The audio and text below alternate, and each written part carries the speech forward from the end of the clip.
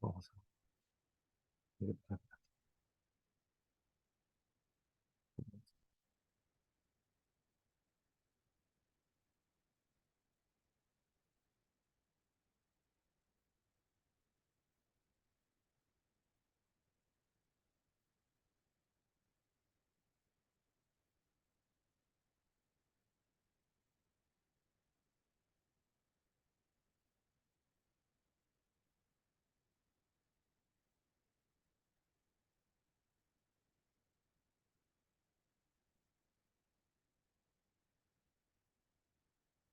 Hola, hola,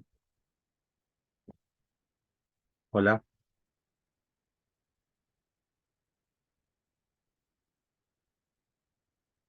Muy buenas noches. Sean bienvenidos al curso de gestión del fedatario en la administración gubernamental para la empresa de generación eléctrica Egesur.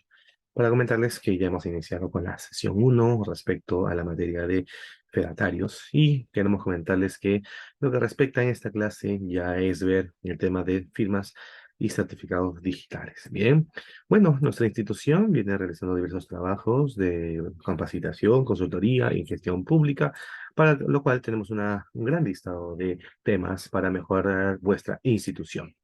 ¿Por qué es importante el curso de fedatarios? Por supuesto, porque vamos a mostrarle la modernización y el refuerzo del talento profesional, mejorando las habilidades y el soporte para poder verificar documentos públicos. Bien, vamos a mostrarles el manejo de métodos y estrategias actualizadas y automatizadas como los documentos digitalizados, así como también las firmas y correos electrónicos y otras modificaciones. ¿Cuáles son los objetivos de este curso? Conocer el régimen de fedatarios, explicarles sobre el libro de registros y la actuación de representación, los modelos sugeridos de sellos a ser utilizados por los fedatarios, las modificaciones de los documentos por transcurrir el tiempo, modificaciones de las firmas voluntarias e involuntarias.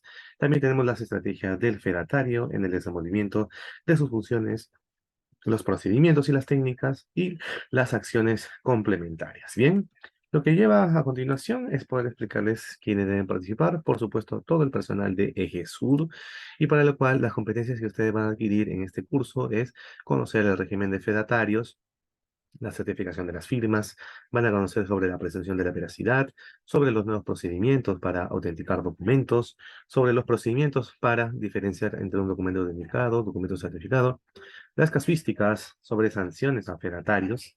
Y también, claro que sí, hay que comentarles la virtud para hablarles sobre la potestad administrativa. Van a aprender sobre fiscalización posterior aleatoria, aplicación de muestreos, aplicación de fiscalización en procedimiento y la central de riesgo administrativos. Muy bien, ya hemos visto en una sesión anterior el marco general del sistema de fedatarios. Ahora vamos a entrar pues a los otros temas relacionados a la materia de certificación digital. Luego, en las próximas clases, vamos a ver los otros temas sobre procedimiento de gestión de fedatarios, como lo que es el valor del documento, documento certificado, el uso, la importancia, el sistema de registro de firmas, la organización funcional, también el tema de los usos y sellos, técnica para autenticar expedientes y firmas, modelos sugeridos por los fedatarios, modificaciones de los documentos, modificaciones de firmas, estrategia de fedatario, uso de herramientas adicionales y muchos temas más. Posteriormente también vamos a ver la presunción de la veracidad, los nuevos procedimientos para autenticar documentos, para certificar firmas, para sanciones a fedatarios, autenticación de documentos extranjeros, lo relacionado a lo que es validez, fe pública, seguridad interna del fedatario, herramientas y más. Y por último, las acciones complementarias desde lo que es la potestad administrativa, la fiscalización posterior, la aplicación de muestreo, sistema de selección, ampliación de fiscalización y bien. Queremos comentarles que todo este material de todas estas 8 sesiones pueden ustedes ubicarlo dentro del Classroom mediante este clic. Ahí vamos a enviar, por supuesto, el material, las diapositivas y también los videos. Y bueno, no olviden unirse a nuestro grupo de WhatsApp para poder estar actualizados sobre el tema del curso. Muy bien, este tema número 2, queridos alumnos, empezamos a hablar, por supuesto, de las firmas digitales. Bien.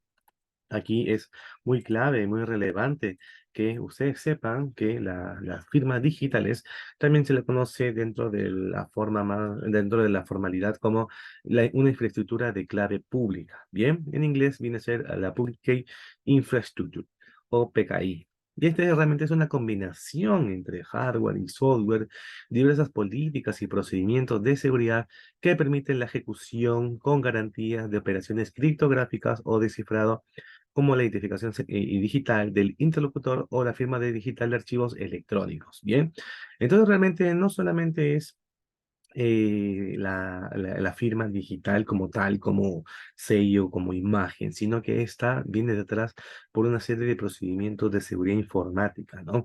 Que por supuesto se deben de programar, planificar y más. Para ello se van a poder tomar diversas operaciones criptográficas o de claves, ¿bien?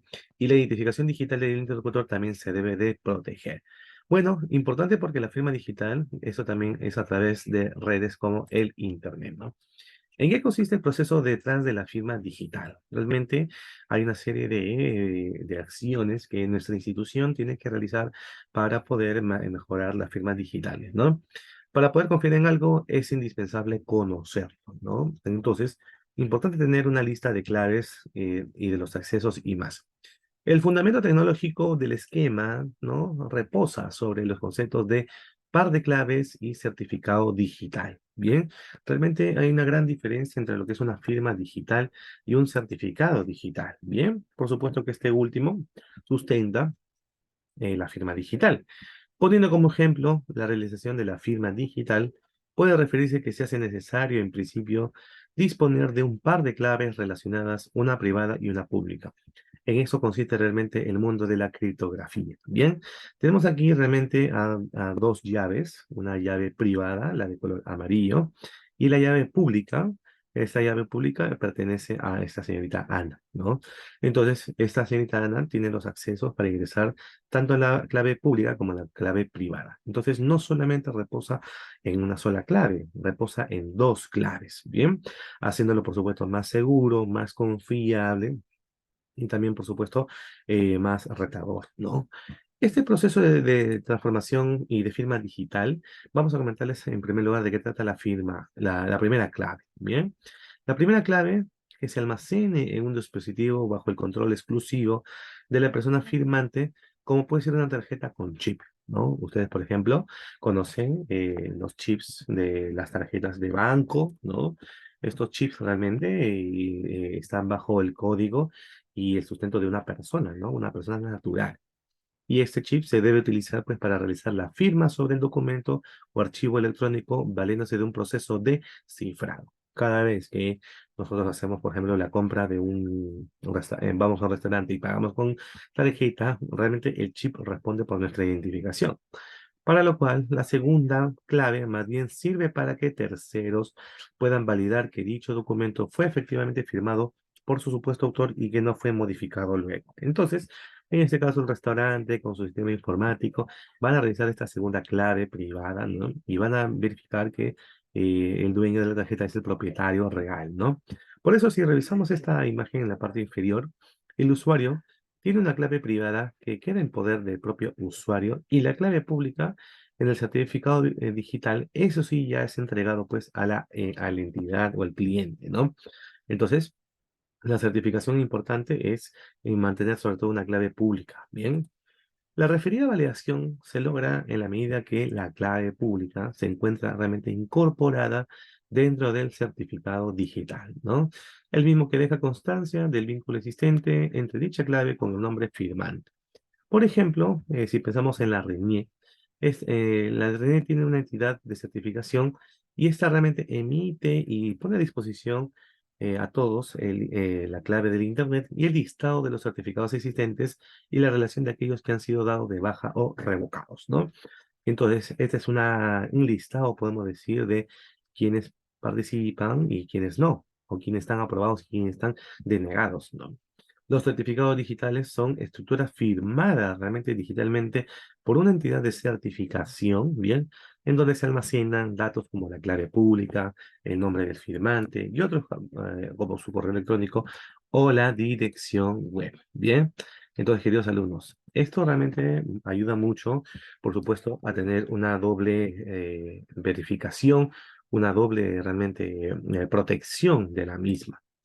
La firma digital en términos prácticos. Bien, si nosotros realmente queremos conocer de qué trata una firma digital, para comentarles que la firma digital o autenticación de la identidad mediante un certificado digital se lleva a cabo disponiendo de un lector de tarjetas inteligentes de la propia tarjeta, ¿no? Con chip y con los certificados digitales y claves grabados en él, ¿no?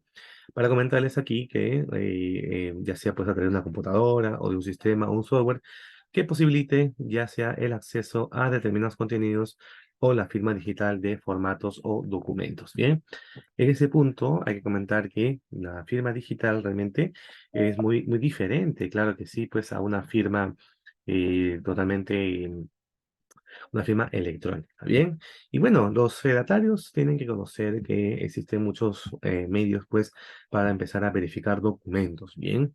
Por eso que la firma digital, realmente hay una gran diferencia entre lo que es la firma digital, la firma electrónica, porque la firma digital realmente ya tiene, pues, una protección, podemos decir, un respaldo con el certificado digital, ¿bien?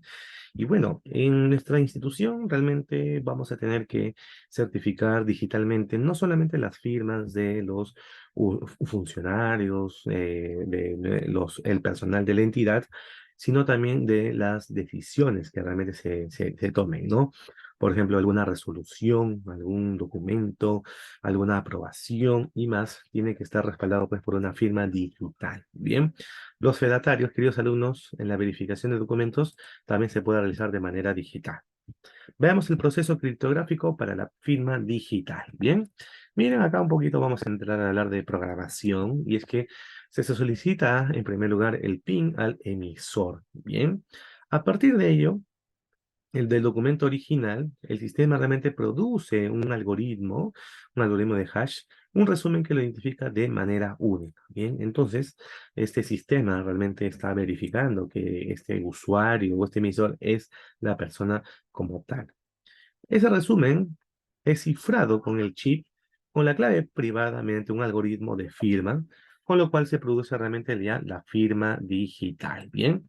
Y después, queridos alumnos, el paquete de remitirse incluye el certificado digital del emisor. Bien, es de esta manera como también los fedatarios realmente pueden verificar los documentos y certificarse de manera digital. Bien, importante que ustedes conozcan este proceso criptográfico para que realmente vean su funcionamiento. Recuerden que un proceso criptográfico tiene dos claves, ¿no? Una clave pública y una clave privada, ¿no? Lo que normalmente se ve es la clave pública, pero aparte hay una clave privada de respaldo. Entonces, a este documento original, pensemos en una resolución, ¿no? Mediante un algoritmo que lo emite el sistema, y mediante este resumen y este algoritmo se crea la firma digital. Bien, prácticamente la firma digital es personalizable al documento. No es que la firma digital tenga un código único para siempre, no, sino que se digitaliza, se firma el documento original y el certificado digital. Bien, nunca se olviden ello. La firma digital siempre acompaña el documento, pero con un certificado digital. Esa es la gran diferencia, pues, con el certificado, la firma electrónica. Bien. Bueno, ahora hemos visto el proceso de firma. Bien. Realmente la criptografía, para su seguridad se acompaña de otro proceso de verificación. Por supuesto que el sistema ya de manera interna, realmente ve que las firmas digitales y más tengan un respaldo. Entonces, hay muchas verificaciones, ¿no? Una verificación técnica, una verificación de imagen y más. Entonces, una vez que ya hayamos creado la firma digital, ¿no? De ese documento original y ese certificado digital, se le calcula un nuevo código, bien, un nuevo código a partir del documento original incluido en ese paquete, ¿no? Y con la clave de fe pública, con la clave pública se descifra el código del documento original que fue enviado por el emisor del paquete. Entonces realmente se comparan ambos resúmenes y de resultar iguales queda verificada la autenticidad, origen e integridad del documento recibido. ¿Ven? Entonces, qué interesante realmente la verificación. La verificación es por tanto del documento como tanto la firma digital. ¿Bien? Tanto el documento como la firma digital. Entonces, de esa manera, nuestra institución es más segura, tiene más protección de esos documentos digitales. Bien, bueno, está de más decirles a ustedes y a los alumnos que la gestión documental en su institución, en EGESUR, ¿no? Realmente ya tiene que estar bastante bien respaldada, ¿no? Por supuesto. Tenemos que manejar bien los documentos, esos documentos de archivo, documentos de gestión, lo mismo con los tres tipos de archivos, ¿no? El archivo central, el archivo histórico, el archivo de gestión y más, ¿no? Entonces, eso bueno, generalmente genera un buen respaldo documental. Bueno, también se hace, por supuesto, una identificación o firma digital en un sitio web, ¿no? Claro que sí, no necesariamente estamos hablando de documentos propiamente como los conocidos, ¿no? De lo que es un Office, un PDF y más, sino que también la certificación o la firma digital se puede realizar mediante un sitio web, ¿no? Por ejemplo, una lectora de tarjetas podría estar conectada a la PC mediante un puerto USB y el ciudadano puede ingresar al sitio web y este va a seleccionar su identificación con su DNI electrónico y aquí es donde ya empieza a operar la certificación digital en un sitio web, ¿no? Se autentica mediante un certificado digital y se produce introduciendo el PIN de autenticación y de disponerse de un lector biométrico podría usarse la huella digital. En ese momento se crea una firma digital, ¿bien? Una firma digital con un formato, una declaración o un documento electrónico único, particular, donde el sistema solicita la firma, la tarjeta, lo verifica y a continuación se produce un archivo firmado digitalmente. Bien, entonces ahí hay un match, hay realmente una validación entre el PIN, ¿no? De esta persona, por ejemplo, donde están todos sus datos y más, con realmente la firma digital. Bien, entonces, queridos alumnos, importante conocer esta certificación. Bueno, miren, queridos alumnos, tenemos acá algunos datos que a ustedes le van a servir mucho sobre la materia de firma electrónica o infraestructura de firma electrónica. El PKI, que hemos dicho que es el Public Key Infrastructure, ¿no? O sea, la infraestructura de clave pública, es la denominada infraestructura oficial de firma electrónica, la IOF, ¿no? La misma que se encuentra normada en la ley 27269, Ley de Firmas y Certificados Digitales. Bien, y específicamente pues en su reglamento en el año 2008. Bien, esta infraestructura, que está por supuesto dentro de la misma ley, tiene como autoridad administrativa al propio INDECOPI. Bien, y esta autoridad ve los aspectos normativos, el INDECOPI ve los aspectos normativos de acreditación y de supervisión dentro del esquema y asume un rol operativo en el mantenimiento de la lista de entidades de certificación hábiles dentro de la infraestructura. O sea, aquí realmente participan tres, ¿no? Por un lado, el ente rector, o bueno, la autoridad administrativa, que es el INDECOPI, quien tiene un rol totalmente normativo, ¿no? Luego están las entidades de certificación, bien, así como hay su SGS, Bureau Veritas y más, tenemos a las otras entidades de certificación en firmas electrónicas. Y luego estamos nosotros, que somos las entidades que queremos usar documentos digitales, firmas digitales y certificados digitales. Bien, entonces estos realmente son los tres participantes en este sistema de firmas electrónicas. Bien, Bueno, ¿por qué hablamos de las firmas electrónicas? Y es que realmente en el Estado peruano esta opera a una base, a una jerarquía de confianza, ¿bien? Y a manera de árbol que tiene a la cabeza una entidad de certificación raíz denominada CERNEP, ¿bien? Esta entidad realmente emite los certificados digitales solamente para entidades de certificación de segundo nivel, ¿bien? Entonces, esta institución, vemos acá en el ámbito público, ¿no? Este CERNEP es la encargada de emitir certificados digitales a través de sus entidades certificadoras, ¿bien? Bueno, estas realmente emiten los certificados digitales para las personas, ya sean naturales o jurídicas, y llevan la lista de certificados emitidos y revocados. Nuestra entidad, ¿no? Ejesur realmente puede tener una, en su apoyo una entidad certificadora, ¿no? De firmas electrónicas, pero esta entidad realmente no va a exigir una serie de requisitos, ¿no? Una serie de requisitos de manejo electrónico, ¿bien?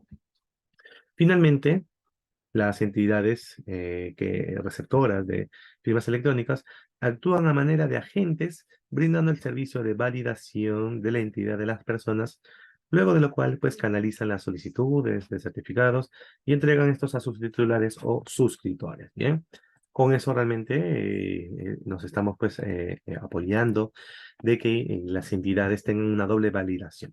Bueno, ¿qué dice el reglamento de la ley de firmas y certificados digitales, ¿no?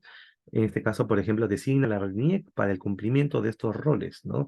Porque la RENIEC, como ustedes saben muy bien, maneja pues las firmas de las personas bajo el ámbito, los aspectos tradicionales, ¿no? Pero con estos aspectos modernos y más, la RENIEC es el encargado, por supuesto, de cuidar por las firmas electrónicas, ¿bien? Los certificados emitidos en el sector público o en el privado son de reconocimiento de los dos ámbitos, ¿bien? Vamos a hablar ahora de la importancia de la firma digital. Miren, en materia de fedatarios, la verificación de documentos, por supuesto que también se puede realizar por medios digitales, ¿bien? Pero bueno, ya es sabido desde hace unos 40 años atrás, por supuesto que el Perú viene buscando pues una modernización del Estado, ¿no? Y esta modernización del Estado realmente cae sobre esa política, ¿no? La política de modernización de la gestión pública, ¿no? La cual se ha extendido al 2030. Y dentro de la política tenemos cinco grandes pilares. Hay un pilar que habla sobre la simplificación administrativa, ¿bien? Esta simplificación administrativa significa que de manera interna, pues los documentos y más tienen que estar bien digitalizados, tienen que estar aptos y sobre todo rápidos e inmediatos para una buena toma de decisiones, ¿bien? Entonces, como el Perú poco a poco está implementando esas políticas digitales, ¿no? Estas políticas de Estado digitales, realmente la firma digital cae perfectamente bien ahí.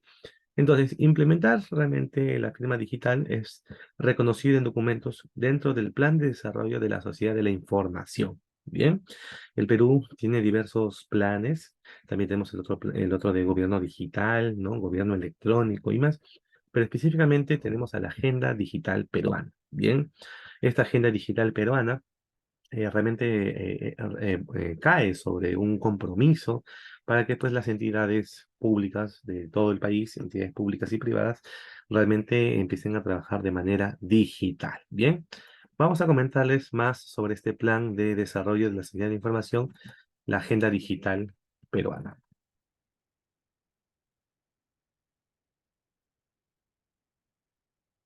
Muy bien, queridos alumnos. Miren, hay que comentarles los objetivos de esta agenda digital peruana, donde realmente hay una serie de políticas que se tienen que elaborar y hacer para, por supuesto, tener pues una sociedad más flexible, ¿no?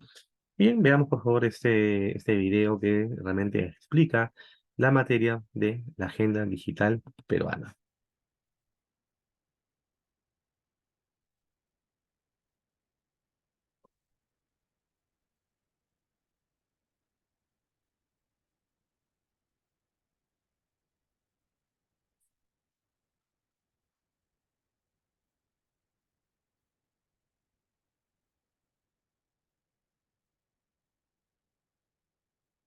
Acceso a la población de las zonas rurales urbanas a las TIC. asegurar el acceso inclusivo y participativo de la población de áreas urbanas y rurales a la información y del conocimiento es un punto importante. La infraestructura de telecomunicaciones que permita el desarrollo conjunto de la población. Desarrollar las competencias en TIC.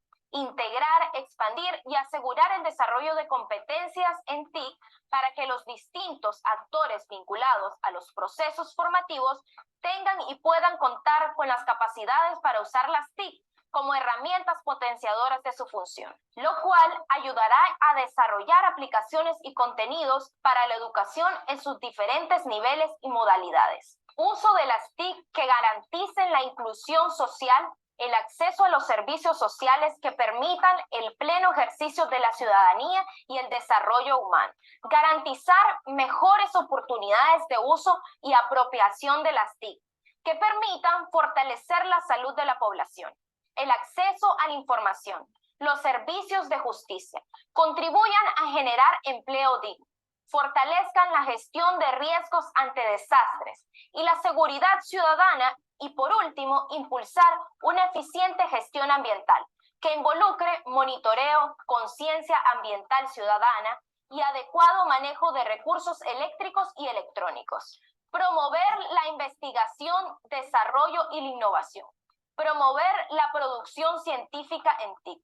Fortalecer los recursos humanos para investigación, desarrollo e innovación, así como generar mecanismos para la creación, fortalecimiento y sostenibilidad de parques tecnológicos y promover y fortalecer los centros de excelencia en TIC, su infraestructura y equipos de laboratorio, aumentar la productividad y la competitividad mediante la innovación en la producción de bienes y servicios, adoptar las TIC para incrementar la competitividad en los diversos agentes que realizan actividades económicas, en especial en las MIPES, implementando sistemas de información gerencial, software para la gestión administrativa y optimización de procesos industriales, software de análisis de mercados y sistemas de información georreferenciados, entre otros. Desarrollar una industria nacional de TIC competitiva e innovadora con presencia internacional. Consolidar el crecimiento y fortalecimiento de pequeñas y medianas empresas productoras de software y de otros bienes y servicios TIC. Así, promoviendo la participación de la industria nacional TIC en los procesos de adquisición del Estado y fomentando la competitividad de la misma mediante la certificación en estándares de calidad. Gobierno electrónico. Promover una administración pública de calidad orientada a la población para impulsar la interoperabilidad entre las instituciones del Estado para la cooperación, el desarrollo, la integración y la prestación de más y mejores servicios para la sociedad, y lograr el adecuar la normatividad necesaria para el despliegue del gobierno electrónico. Insertar la agenda digital en las políticas locales, regionales, sectoriales y nacionales. Lograr que los planteamientos de la agenda se inserten en estas políticas y sean propuestas concretas en los planes nacionales, regionales y locales. Muy bien, vemos realmente la agenda digital y cómo han hablado realmente sobre la materia de certificación digital. Bien, muy bien, queridos alumnos, como conociendo que el Perú realmente tiene un rol supremo de poder, por supuesto, digitalizar en todos sus niveles a las entidades.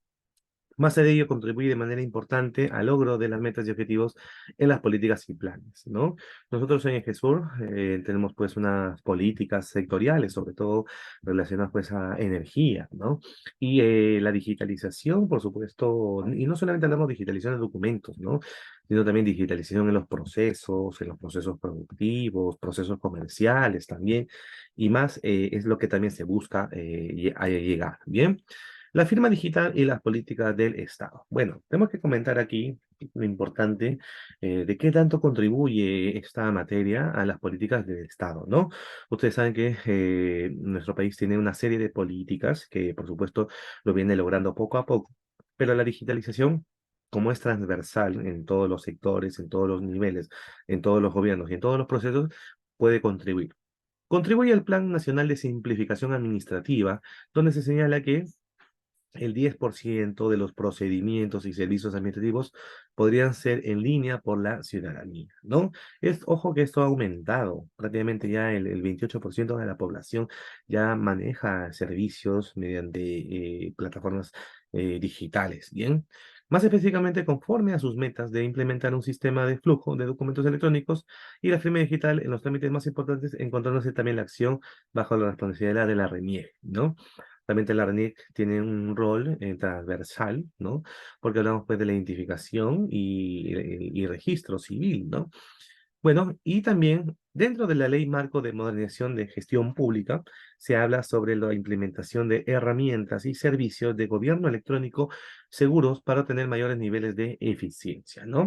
Específicamente, como mencioné, en el pilar número 4 del sistema de la modernización pública, en la cual habla sobre simplificación administrativa. Bien, entonces ahí vemos, muy escondido, realmente vemos la materia de digitalización, la materia de firmas digitales, ¿no? Claro que en la política no está, pero dentro de sus procedimientos sí lo está. Bien, bueno, también la firma digital contribuye también para los fines del Plan Nacional de Lucha contra la Corrupción, en tanto mediante procesos internos de gobierno electrónico seguros se mejoran los mecanismos para rendir cuentas y propiciar la simplificación administrativa, ¿no? Claro, una firma digital vuelve más transparente, deja rastro, deja evidencia, ¿no? De las decisiones que tomen, pues, los gestores de las entidades, ¿no? En todos sus niveles, tanto a nivel de la más alta dirección, puestos estratégicos, puestos operativos y más, ¿no? Entonces, también contribuye, pues, a la reducción de la corrupción, ¿no? Bueno, la firma digital contribuye con la política nacional del ambiente, ojo, ¿ah? Porque los procesos de gobierno electrónico seguros fomentan también la eficiencia energética, claro que sí, la conservación de los bosques, mitigación de gases de efecto invernadero, al sustituir otros menos eficientes y obsoletos, ¿no? Entonces, propiamente estamos hablando acá de un mejor cuidado, ¿no? Del medio ambiente, el menor uso del papel, ¿no? Y el mayor uso, pues, de medios digitales. Bueno, y también, claro que sí, contribuye al Plan Nacional de Competitividad, ¿no? Sobre todo eso nos interesa más, ¿no? Porque la competitividad no solamente hablamos pues para empresas, sino también para entidades públicas, ¿no? La competitividad y sobre todo este plan, ¿en qué contribuye? Porque diversas transacciones sobre gobierno electrónico, seguras, son inherentemente de menor costo, ¿no? Y más ágiles que las tradicionales, ¿no? Además de contribuir también a la simplificación, la transparencia en las decisiones públicas, recuperándose así los costos, pues, empresariales, ¿no? Nosotros, si vamos implementando todo un sistema de firmas electrónicas, de certificados digitales en nuestra entidad, por supuesto que los procesos, todos los procesos internos, los procesos estratégicos, operativos, misionales, de alguna manera pues van a mejorar, ¿no? Tampoco es que va a haber una transformación, ¿no? O una reducción de los costos pues al 100%, no, pero sí va a contribuir de alguna manera, ¿bien? Costos de la ineficiencia y la corrupción con la materia de las firmas digitales, ¿bien? Podemos decir, el fijar cifras en torno al impacto del gobierno electrónico y la firma digital es una mayor eficiencia para la administración pública, ¿no? Eficiencia, hablamos pues por la reducción de los costos, ¿no? Porque no resulta fácil, pero se puede afirmar, ¿no? Que en su efecto es positivo. Por ejemplo, en un Congreso Internacional de Administración se habló que el costo de la corrupción en términos de sobreprecio pagado ha sido catalogado en diferentes estudios realizados al respecto por el Banco Mundial entre un 4 a 5% del PBI de un país, ¿no? La ineficiencia en el funcionamiento de la elección pública en otro es entre 2 a 3%, ¿bien? Y en Perú realmente alcanza un costo tremendo, ¿no? De 4.000, 6.000 millones, otros ya ascienden pues a 8.000, 10.000 millones de soles en costos de la corrupción. Bien, entonces, el no control o el poco control o la poca supervisión de la toma de decisiones pues de nuestros funcionarios generan la corrupción y las firmas digitales pueden contribuir a reducir la misma, ¿bien? ¿Qué beneficios tienen los certificados digitales? Bien, realmente hay una gran variedad. Podemos decir beneficios económicos, beneficios de imagen, beneficios operativos, beneficios, yo diría hasta beneficios de decisiones y más. Bien, pero en general podemos decir que los beneficios de estos certificados digitales se asocian a los que brindan las transacciones de gobierno electrónico con el añadido de mayor seguridad, ¿no? Está de más decir que la seguridad es el máximo beneficio, ¿no? Para poder identificar ese interlocutor al receptor o al firmante, ¿no? Pero bueno, de manera concreta, contribuye, este beneficio de los certificados digitales contribuye a la instalación de una identidad digital, ¿no? Esto es importante porque la identidad siempre ha sido totalmente física o registral, ¿no? Pero la identidad digital ya da una posibilidad, por supuesto, de tomar decisiones, ¿no? Esta identidad digital es un prerequisito para una inclusión, o sea, una inclusión electrónica y el gobierno electrónico, ¿no? Entonces, importante los certificados digitales. También apoya la modernización del Estado, como hemos hablado en múltiples ocasiones, ¿no? Los certificados digitales es uno de los tantos componentes o recursos del sistema, ¿no? De simplificación administrativa, ¿no? Este sistema de simplificación administrativa está dentro del cuarto pilar de la política de modernización de gestión pública, ¿no? Entonces, contribuye de esa manera, ¿no? Aporta a la competitividad del país, como lo hemos visto hace un instante, y sobre todo simplifica e innova procesos, ¿no? El tema de los procesos es clave, queridos alumnos, bien, porque en el Estado, sobre todo, está además decirles pues que los procedimientos suelen ser pues un cuello de botella tremendo, ¿no? Y realmente pues la flexibilidad o la agilidad estratégica, la agilidad organizacional y la agilidad operativa, no se habla pues en las entidades públicas, ¿no? Cuando hablamos de agilidad operativa, significa que pues, las entidades realmente tengan respuesta inmediata. Bien, y no solamente nos referimos a los procesos, llamémosle internos, ¿no? Por ejemplo, si pensamos en Egesur, ¿no? Egesur, una empresa de generación eléctrica, ¿no? No solamente pensamos en nuestros procesos internos, sino también en los procesos de generación eléctrica, ¿no? Los procesos de generación eléctrica, seguramente que ustedes tienen sus sistemas, me parece que hay el Mega o el Mego, ¿no? Que es este modelo de gestión operativa. Lo que buscamos es también la agilidad, ¿no? Entonces, todas las decisiones para, por ejemplo, producir energía eléctrica, ya sea térmica o hidráulica, entonces pasa por una serie de decisiones. Y la digitalización puede contribuir enormemente a esto, ¿no? Ustedes seguramente tienen sus centros, ¿cómo le llaman? Sus centrales hidroeléctricas, ¿no? Entonces no es necesario de repente ir hasta las centrales hidroeléctricas, sino buscar todo digitalizarlo, ¿no? Desde un sistema, ¿no? Entonces, los certificados digitales no solamente es para el ciudadano, sino también para poder nosotros mejorar de manera interna, ¿bien? Lo que también contribuye a los certificados digitales es a la agilización de la gestión administrativa. Bien, la agilización es un término que se habla, queridos alumnos, realmente décadas atrás, bien, pero sobre todo ha tomado importancia pues desde la pandemia. Pocas empresas o entidades públicas realmente se han puesto las pilas. Meses iniciados de la pandemia, ¿no? Desde marzo del 2020, ¿no? Pero la agilización, queridos alumnos, es una capacidad de respuesta, ¿no? Agilización es la capacidad de respuesta ante riesgos. Y en Jesús tenemos una serie de riesgos, ¿no? Podemos tener riesgos comerciales, por ejemplo, que nuestros ciudadanos no quieran nuestros servicios, que es un poco difícil, ¿no? Riesgos operativos, que nuestras centrales hidroeléctricas térmicas caigan, ¿no? Riesgos naturales, mediante un desastre. Riesgos financieros, el no tener un presupuesto, ¿no? Riesgos de imagen corporativa, que es muy delicado, ¿no? Imaginemos que la energía eléctrica que genera, ¿no? De Jesús no sea la, la de confiabilidad o de credibilidad que siempre han prometido. Entonces la imagen se va a ver mermada, ¿no? Es otro riesgo, ¿no? Entonces, queridos alumnos, la agilización busca pues tener esa respuesta ante esos riesgos, ¿bien? Bueno, en materia digital también podemos decir que los certificados digitales acercan los servicios del Estado, sobre todo a zonas remotas y poblaciones desatendidas, propiciando la inclusión.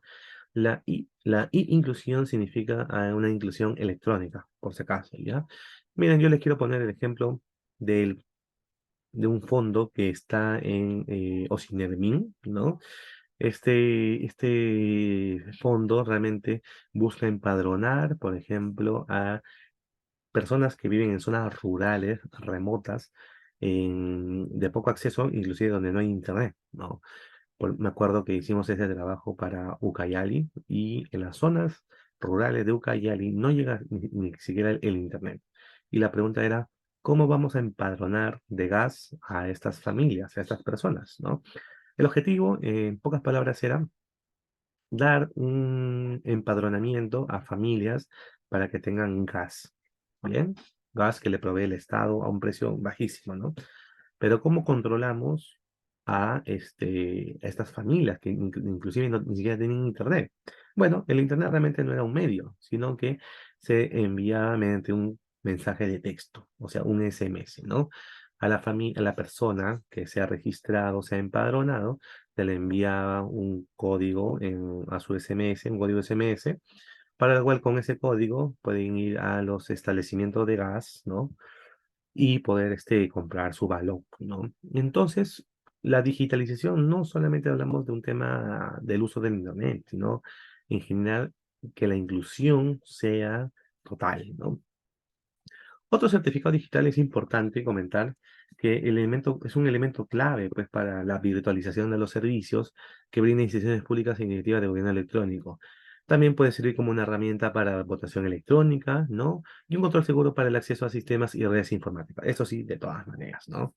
Esto sí, de todas maneras. Bien. Bueno, ¿qué otros beneficios también tenemos, no? Permite pues a los ciudadanos poder identificarse y firmar documentos remotamente usando redes y sistemas de información, ¿no? Esto es algo en el cual ya se viene dando, ¿no? Con el DNI electrónico y más, ¿no? Y la RENIEC, por ejemplo, tiene varios servicios, como por ejemplo reconocimiento facial o lo que es la biometría, ¿no? Hace que facilita al ciudadano pues en sus quehaceres diarios, ¿no? Los certificados digitales brindan disponibilidad de los servicios de los estados 24 horas al día, los 7 días a la semana, desde cualquier lugar del mundo, ¿no? Por supuesto, con un manejo remoto, ¿no? Digital, podemos ver cómo van avanzando los servicios del Estado, ¿no? Recuerden que el Estado tiene un portal de transparencia, ¿no? Este portal de transparencia publica los documentos sobre planeamiento, presupuesto, contrataciones del Estado, contrataciones de personal y más, que se puede visualizar desde cualquier parte del mundo, ¿no? Los certificados digitales generan, por supuesto, un ahorro de costo en tiempo, considerando que no necesitarían desplazarse para hacer trámites o recibir respuestas. Bien, tenemos una importante mejora en la calidad de la atención al ciudadano. Y claro que sí, tenemos que mostrarles cómo es que las firmas digitales realmente tienen un buen apoyo, ¿no? Un buen apoyo en esta materia. Bien, miren, queridos alumnos, queremos mostrarles en este punto la materia de la virtud de los certificados digitales.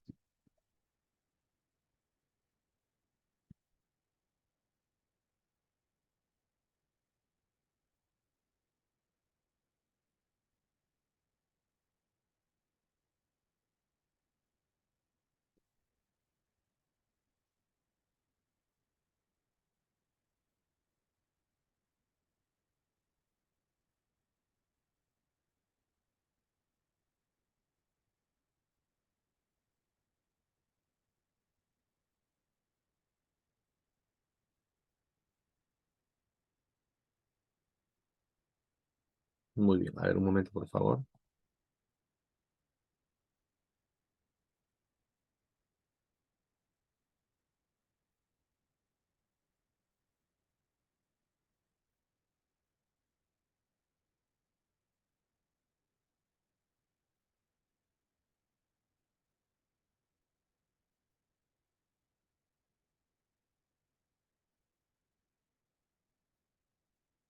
Ya, estimados.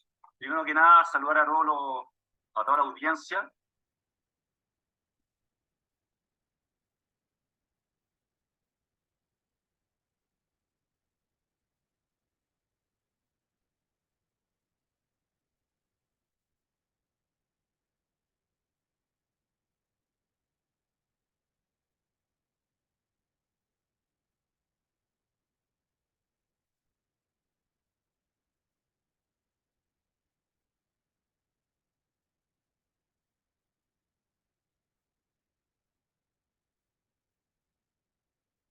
Muy bien, veamos por favor el siguiente video.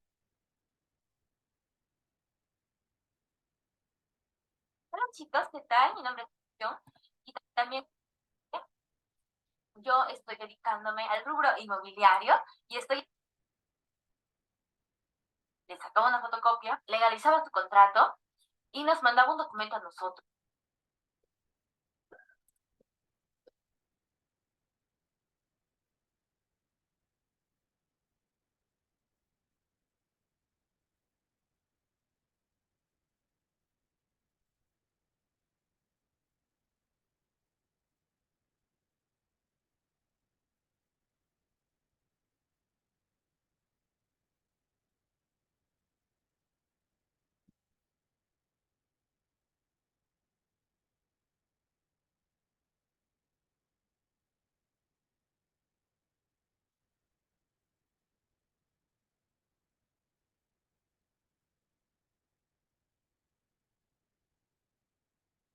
La gestión pública. El gobierno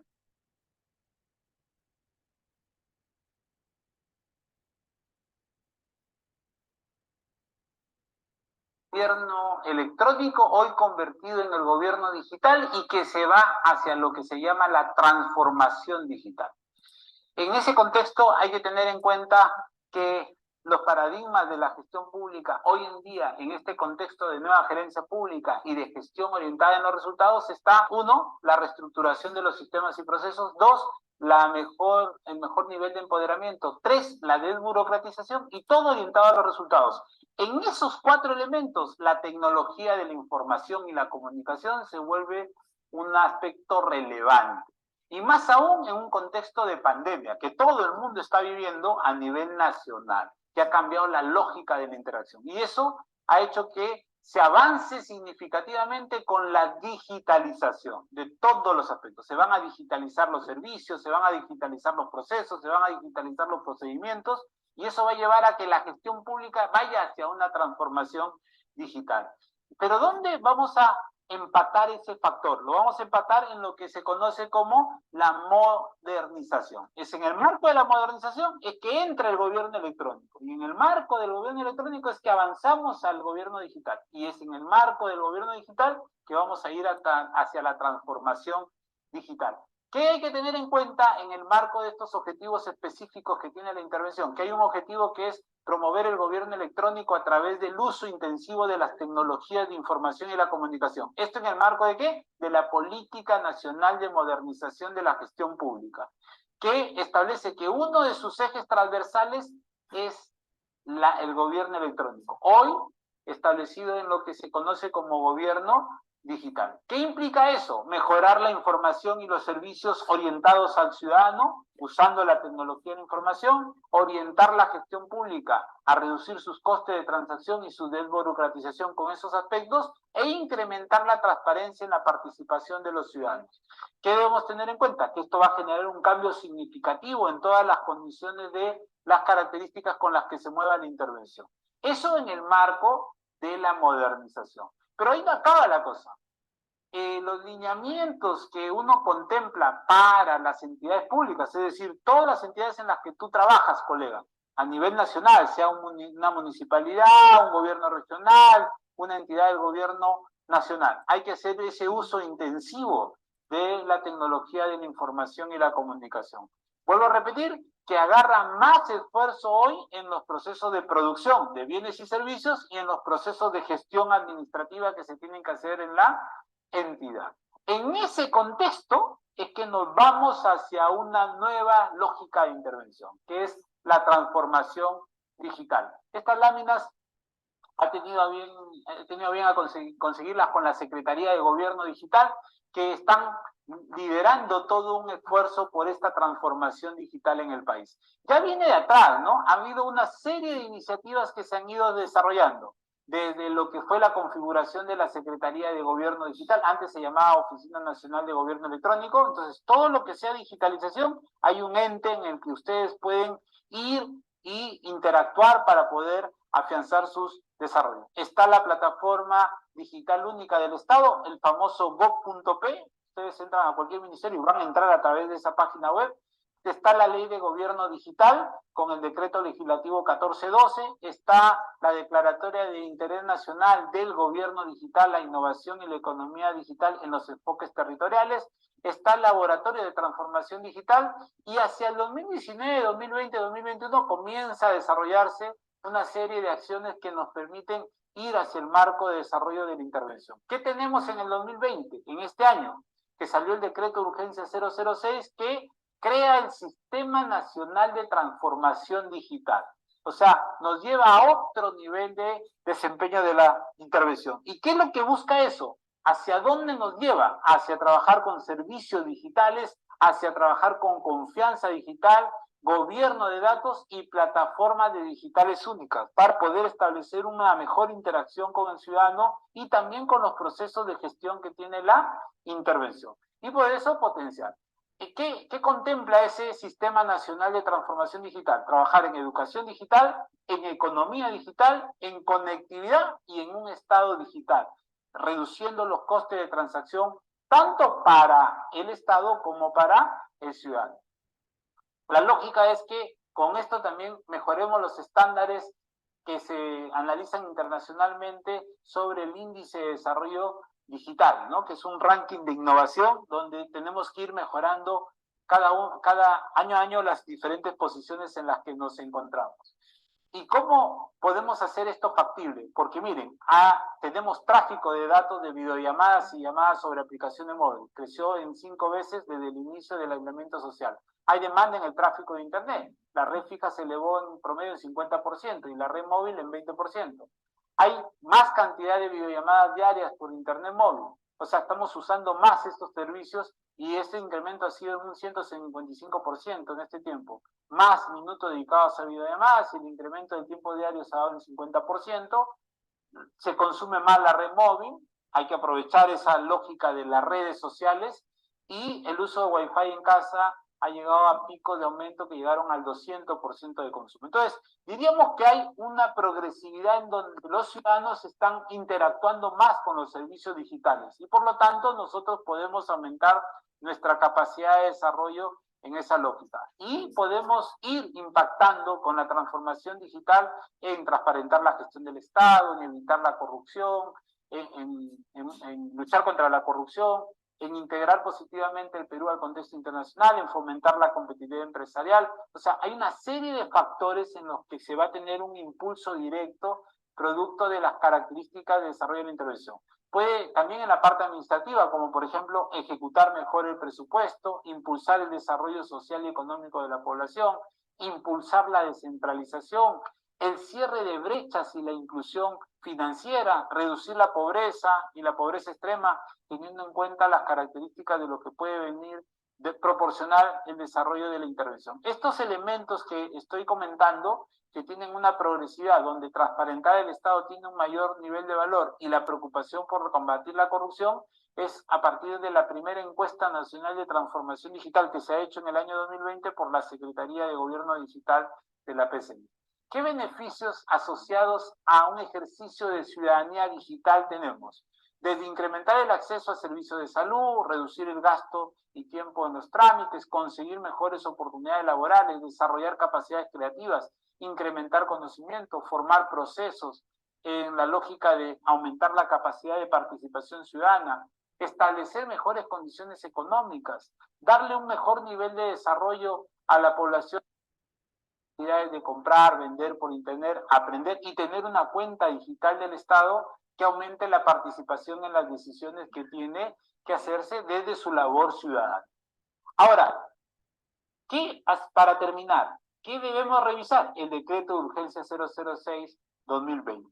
¿No? A veces salen las normas y no las revisamos ciertamente y tampoco las difundimos adecuadamente. ¿Qué tenemos que revisar? La transformación digital. ¿Qué es? Es un proceso continuo, disruptivo, estratégico y de cambio cultural, donde se hace un uso intensivo de las tecnologías digitales en la sistematización y análisis de datos. ¿Para qué? Para mejorar lo que le interesa a la población. ¿Qué le interesa a la población? Mejorar sus condiciones económicas, mejorar sus condiciones sociales y poner en valor a las personas. ¿Qué más ha creado este decreto de urgencia? Ha creado un sistema funcional. que va a permitir articular con los diversos actores públicos y privados aspectos ligados al gobierno digital, a la economía digital, a la conectividad digital, a la educación digital, a las tecnologías, a la innovación, a los servicios, a tener una sociedad más digitalizada en función a las interacciones, a construir ciudadanía e inclusión digital y a generar confianza entre el Estado y la sociedad a partir de este nivel de digitalización que, como les digo, va a ser importante en el contexto de la OTAN. Y para finalizar, ¿qué aspectos debo tener como finalidad de todo este proceso? Fomentar e impulsar la transformación digital, fortaleciendo el uso de tecnologías, de redes y de servicios digitales. Dos. Bien, queridos alumnos, entonces hemos visto la importancia del gobierno digital para realmente todo el Perú y también para nuestras instituciones. Bien, muy bien, vamos a continuar antes de entrar al break. Comentarles, por supuesto, sobre los otros beneficios también de los certificados digitales, ¿no? Miren, en nuestra institución tenemos que tener en cuenta que hay un decreto supremo, específicamente la 05 de la PCM, sobre el derecho del ciudadano a ser atendido del Estado mediante medios electrónicos, ¿bien? Entonces, esto obliga, pues, a que el Estado brinde mejores servicios virtuales y, sobre todo, nuestros servicios documentales también mejoren. Esto también aporta la seguridad jurídica al país, al igual que otros servicios, por ejemplo, de la RENIEC. Bien, sobre el uso de la firma digital.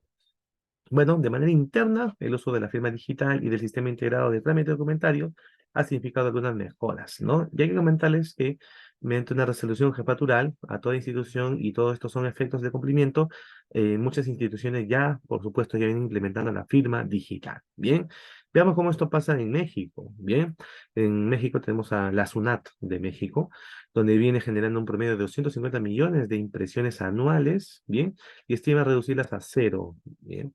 Este sistema, este SUNAT de México, señala que ese mismo año recibiría alrededor de 6.000 millones de facturas en papel. Y, en consecuencia, la implementación de tecnologías propuestas tendrá un fuerte impacto en la conservación de los bosques, reducción de tiempos, gasto de energía y también la disminución de la contaminación ambiental, ¿no? La emisión de los certificados. Los certificados digitales están reglamentados bajo el Decreto Supremo de la 070 de la PCM, bien, donde emitir firmas y certificados digitales, en tanto no esté acreditada ante una autoridad administrativa competente, reconociéndose a los documentos electrónicos soportados en dichos certificados digitales las presunciones legales establecidas, así como los efectos jurídicos que corresponden para fines del presente reglamento. Bien.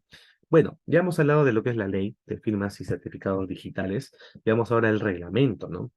El reglamento menciona que la firma digital debe garantizar una integridad y el no repudio de los documentos electrónicos teniendo un valor equivalente a la de firma manuscrita. Eso es lo que tenemos que llegar a demostrar, ¿no? El valor, ojo, el valor de la firma escrita con la firma digital, ¿no? Y si bien, según se ha podido realmente exponer, nos ofrece una seguridad aún mayor, ¿bien? Los documentos electrónicos y firmados digitalmente dentro de un marco de infraestructura, ¿no? De firma electrónica, cuentan realmente con un valor probatorio en procesos judiciales y en procesos administrativos, ¿bien? Entonces, pues para procedimientos como tales, la firma digital cada vez tiene más valor. Las entidades de emisión pública deben realmente garantizar el acceso a los ciudadanos a la realización de trámites de gobierno electrónico basados en certificados y firmas digitales, ¿bien? ¿Qué tenemos que hacer, queridos alumnos, para lograr esto, no? Bueno, por ejemplo, la RENIEC deberá emitir certificados digitales a las entidades públicas que así lo requieren hasta diciembre, ¿bien? Es una gran oportunidad para que las mismas lo soliciten mediante la firma correspondiente y ojo que la implementación y el uso de los certificados digitales con herramientas de control y flujo de documentos electrónicos podrán ser fácilmente sustentadas, ¿bien? Conforme a este Plan Nacional de Simplificación Administrativa, estas deben estar obligadas a incluir indicadores de simplificación administrativa. Bueno, queridos alumnos, veamos la otra base legal que complementa a la ley de firmas y certificados digitales. Bien, como todo fedatario, tenemos que conocer el marco legal en esta materia. Tenemos, por supuesto, a la principal, a la 17269, la ley de firmas y certificados digitales, donde tenemos un principio de equivalencia funcional. Hablamos de equivalencia funcional, la cual pues debe valer lo mismo, una firma digital como una firma manuscrita. Bien. También aquí se habla de una firma electrónica, la diferencia dentro de una firma electrónica, una firma digital y un certificado digital, ¿bien? ¿Y de qué trata la autoridad nacional? Ojo que también tenemos el Decreto Supremo la 052/2008 sobre la infraestructura oficial de firma electrónica. Bien, específicamente la RENIEC, ¿no? La RENIEC que tiene este poder de otorgar a las entidades la creación de la firma digital para tomar decisiones.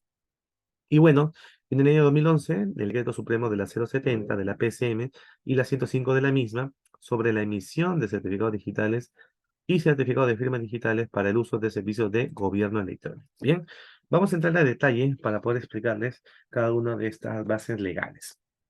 Dentro de la Ley de Firmas Digitales y Certificados, tenemos en el artículo 1 que habla del principio de equivalencia y la definición de la firma electrónica. Bien, también tenemos en el 2 que habla sobre el ámbito de la aplicación. En el 3 propiamente se explica de la firma digital, la firma electrónica, que utiliza una criptografía asimétrica. El artículo 4, el titular de la firma digital. 5, la obligación del titular. Y a partir del 6 hasta el 11, tenemos propiamente los temas sobre certificados digitales. Conceptos, contenidos, la confidencialidad, la cancelación, la revocación, certificados emitidos en el extranjero y más. En el artículo 12 hablamos de la entidad de la certificación, muy importante, ojo, ¿ah? En el artículo 13 y 14, la entidad de registro de verificación y el depósito de esos certificados digitales. Y los últimos artículos de la 15 y la 16, la inscripción de las entidades de certificación y registro y la debida reglamentación. Bien, esto es lo que tenemos que conocer realmente. Esto es lo que compone la ley de firmas y certificados digitales. Bien, pero comentamos que hay un tema de firmas y eficacia, ¿no? Perdón, de validez y eficacia dentro de la misma. ¿Qué significa la validez y la eficacia? Ojo, ¿ah? La firma digital generada dentro de esta infraestructura tiene la misma validez y eficacia que la firma manuscrita. Bien, eso lo dice el artículo 3 del Decreto Supremo 052, la PCM. Bien, en tal sentido, cuando la ley exija la firma de una persona, ese requisito se entenderá cumplido en relación con un documento electrónico si se utiliza una firma digital. Bien, entonces a eso nos referimos con la validez, la eficacia. Bien, sobre los documentos firmados digitalmente como medio de prueba. Ojo, ¿ah? Una cosa es la firma y otra cosa es el documento, ¿no? En este punto podemos comentar que los documentos electrónicos, ¿no? Estos documentos electrónicos que han sido realmente firmados digitalmente dentro del marco de esta infraestructura deben ser admitidos como prueba para procesos judiciales o procedimientos administrativos. Bien, entonces sirven pues para poder iniciar uno de estos procesos, ¿no? Tienen validez, tienen relevancia, ¿no? Siempre y cuando la firma digital haya sido realizada utilizando un certificado emitido por la entidad, realmente es cuando se valora la misma. ¿Bien? Entonces, queridos alumnos, comentarles que es importante, muy relevante, el manejo pues, de los documentos, de las firmas digitales y más. Bien. Bueno, por ello, es clave comentarles el principio de equivalencia funcional. El principio de equivalencia funcional se refiere al principio por el cual los actos jurídicos, ¿no?, realizados por medios electrónicos que cumplan las disposiciones legales vigentes poseen la misma validez y eficacia jurídica que los actos realizados por medios convencionales, o sea, los escritos, ¿no? Pudiéndoles sustituir para todos los efectos legales. Bien, este es un principio que se habla dentro de la ley. Bien, importantísimo. Perdón, acabo un movimiento, bien. Bueno, veamos ahora sobre el reglamento, bien. Hemos visto 16 artículos de la ley, acá tenemos 7 artículos sobre el reglamento. Uno habla sobre el objeto, el otro sobre el artículo uso de firmas digitales, luego sobre la validez, lo que hemos hablado hace un instante, sobre los documentos firmados digitalmente como un medio de prueba, y el otro tema que vamos a hablar más adelante es la conservación de los documentos electrónicos y la firma digital, que bueno, ya lo hemos hablado, ¿no? Mire, perdón, estoy un movimiento.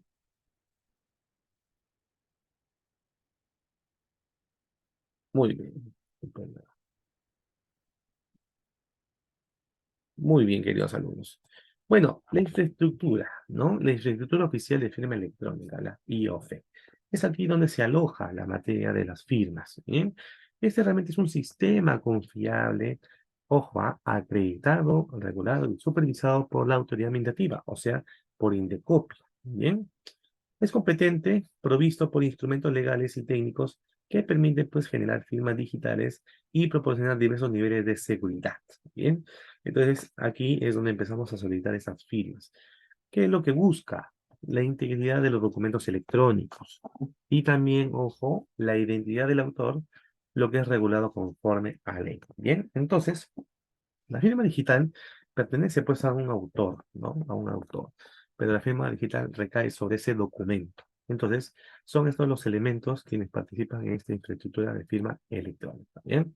¿Qué presunciones se puede dar sobre esta materia? Mira, tratándose de documentos electrónicos firmados digitalmente a partir de certificados digitales, se aplican algunas presunciones, ¿bien? Que pueden quedar un poco en duda.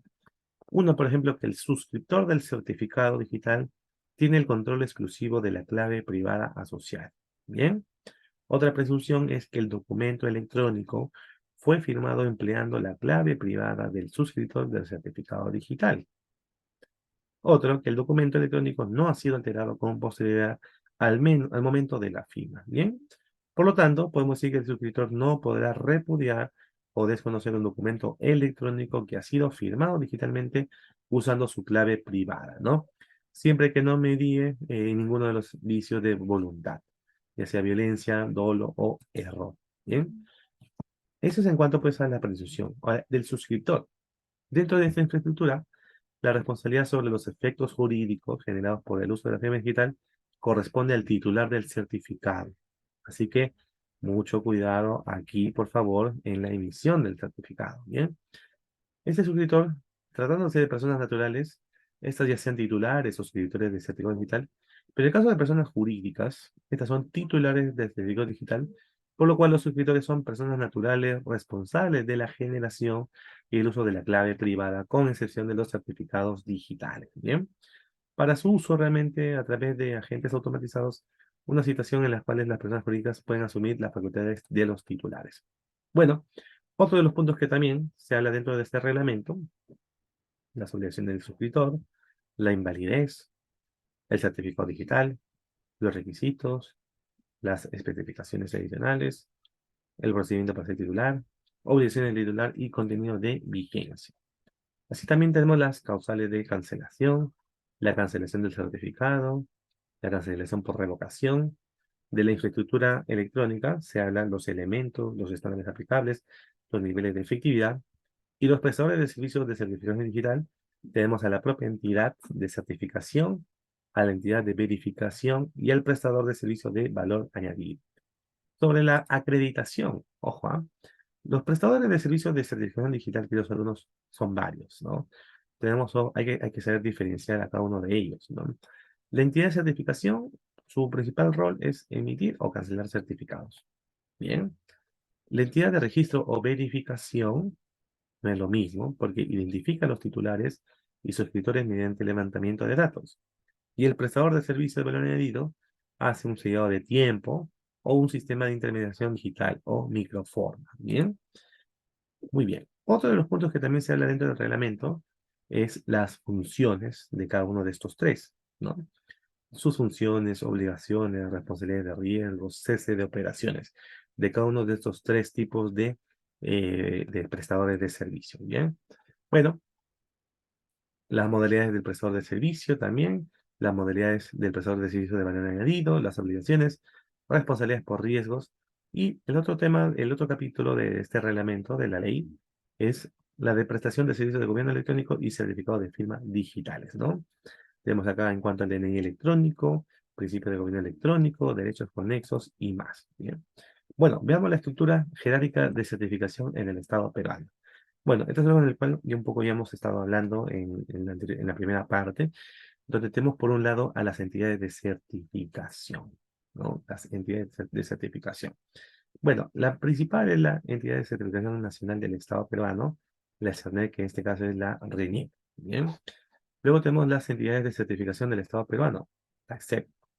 Por el lado de las entidades de registro y verificación del Estado peruano, Tenemos acá las que se encargan de dos trabajos, ¿no? De levantamiento de datos y la comprobación de información del solicitante. Y el prestador de servicio voluntario podrá adoptar cualquiera de estas dos modalidades dependiendo, ¿no? Dependiendo.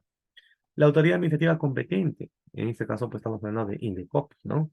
¿Qué es lo que se va a tocar aquí? Las funciones, la acreditación de entidades de certificación, de entidades de registro o la de prestadora de servicio de valor añadido. Bien, bueno, queridos alumnos, acá tenemos un flujograma gráfico de lo que es una firma de documento y la verificación de la firma. Bien, recuerden que son dos actividades por separado totalmente. Firma de documento es un trámite y verificación es otra cosa. Bien, miren, el lado de la firma de documento comienza con un documento original, con una función hash o un algoritmo, donde se cifra, dije esto, con llave privada. Bien, bueno, acá tenemos otro código y tenemos un certificado digital que este es solamente para llave pública. Y finalmente se adjunta el documento a un documento firmado. Con este documento firmado vamos a empezar a verificar, donde se hacen dos verificaciones, ¿no? Por un lado, la del documento original y por otro lado, la verificación de la firma. Si estos dos códigos son iguales, entonces podemos decir que es válido, entonces, es correcta la verificación. Bien, entonces, queridos alumnos, importante tener en cuenta esto. Bien, bueno, queridos alumnos, vamos a entrar ahora mismo a un break, bien, donde hemos comentado la materia de las firmas digitales y más. Estamos regresando 8:40 para poder continuar con la clase.